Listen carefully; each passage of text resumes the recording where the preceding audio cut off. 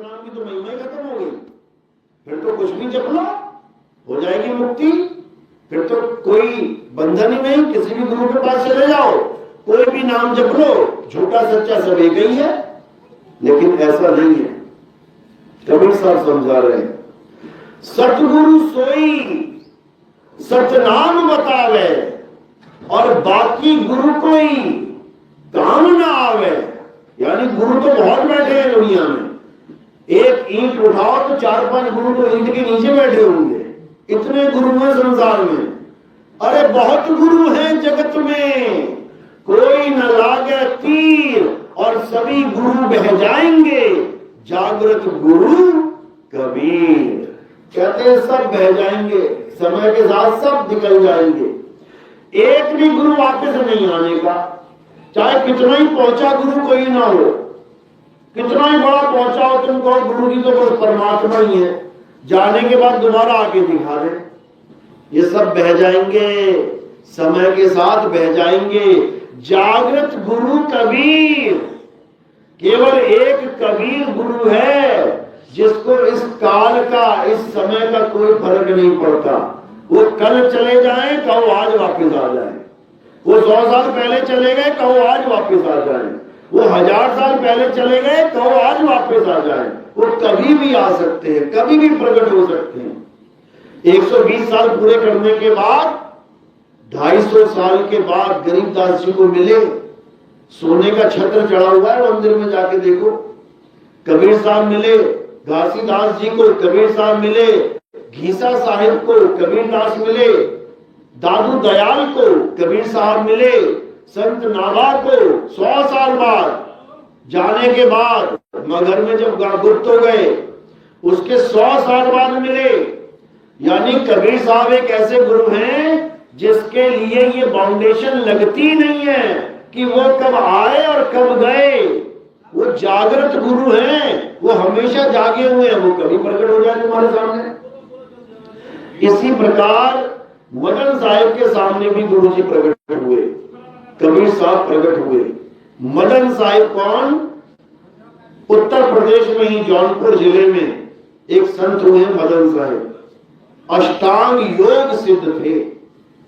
लेकिन जब कबीर साहब की वाणी पढ़ी बीचक, तो उनको बोध हुआ कि जो कुछ मैं लेके बैठा हूं ये तो इस ज्ञान के सामने कूड़े के समान है। यानी कुछ भी नहीं लिया, ये तोते के समान है, कुछ भी नहीं मिला मुझे सारी उम्र, और मैं अष्टांग योग करता रह गया। अरे सार शब्द तो मिला ही नहीं, क्योंकि बीजक क्या कहती है? सार शब्द कहो बांची हो, मानो एतबारा, अक्षर पुरुष के पेड़ निरंजन की डारा।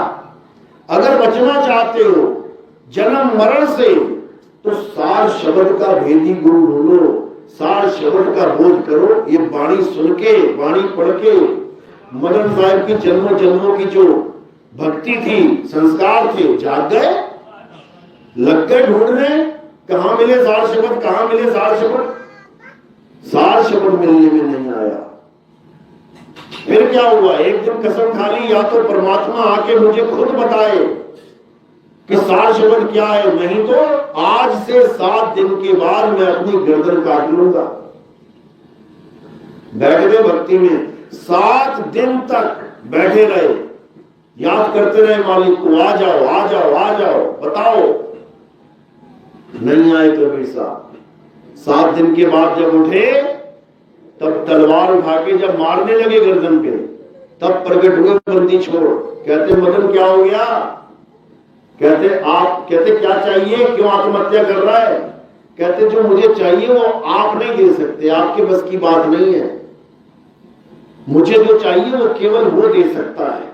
अरे बता तो सही क्या चाहिए? कहते मुझे सार शब्द चाहिए। कहते बस इतनी सी बात, ले सुन क्या होता है सार शब्द, लेकिन आत्महत्या मत कर। तो जब उन्होंने सारा भेद समझाया सार शब्द का, तो पैर में पड़ गए।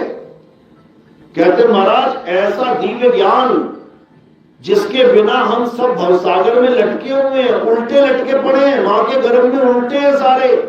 कोई भले कितना ही कहता रहे मैं सीएम में, पीएम में, ऐसा में वैसा, मां के गर्भ में सब उल्टे लटके पड़े हैं, पैर ऊपर सिर नीचे। तो कहते हैं महाराज ये दिव्य ज्ञान सारे संसार में सबको मिलना चाहिए। तो कबीर साहब क्या कहते हैं, मिलेगा, चिंता मत कर, मिलेगा, तेरे ही पंथ में मिलेगा। कहते मेरे पंथ में मिलेगा, मैं कहां जाऊंगा प्रचार करूंगा। उस समय तो मोबाइल भी नहीं था, उस समय तो चिट्ठियां भी कहो पहुंच जाती थी, ताज्जुब मानो, ये कैसे प्रचार होगा पूरे संसार में। तब कबीर साहब ने उस वक्त क्या बोला, कहते तेरे ही पंथ में प्रचार होगा और पूरी दुनिया में होगा। दुनिया का मतलब क्या होता है, यूपी बिहार पंजाब नहीं होता है। दुनिया का मतलब जितने देश हैं, 195 देश हैं दुनिया में। कहते हर देश में डंका बजेगा तो देखता जाना। कहते मैं तो नहीं कर पाऊंगा इतना काम। कहते कोई बात नहीं, तेरे ही पंथ में एक साधु आएगा, ये लिखा हुआ है वहां पे।